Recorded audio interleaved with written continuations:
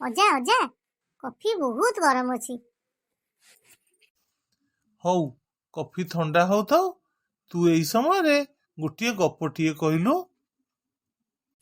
ଅଜା, ଗପର ନାଁ ହେଲା କୋକି ଶିଆଳିର ମୂଲ ଚାଲ।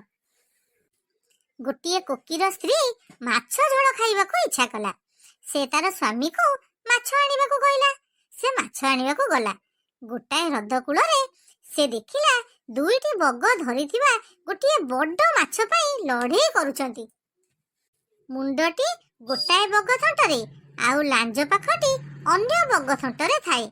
ତାପରେ କୋକି ସେମାନଙ୍କ କଳିର ସମାଧାନ କରିବାକୁ କହିଲା। ସେ କହିଲା, ମୋର ଖର୍ଚ୍ଚ ତୁମେମାନେ ଦେବ। ସେମାନେ ରାଜି ହେଲେ। କୋକି କହିଲା, ମୁଣ୍ଡ ପାଖ ଧରିଥିବା ବଗ ମୁଣ୍ଡଟି ପାଇବ, ଆଉ ଲାଞ୍ଜ ପାଖ ଧରିଥିବା ବଗ ଲାଞ୍ଜଟି ପାଇବ। ମଝି ଅଂଶଟି ମୋର ପାରିଶ୍ରମିକ। ସେ ମାଛକୁ କାଟିବା ପାଇଁ କହିଲା। ଏମିତି କୋକି ମାଛର ସବୁଠୁ ବଡ଼ ଅଂଶ ତା ସ୍ତ୍ରୀ ପାଇଁ ପାଇଲା। ତାର ସ୍ତ୍ରୀ ସେଦିନ ସୁସ୍ୱାଦୁ ମାଛ ଝୋଳ ତିଆରି କଲା।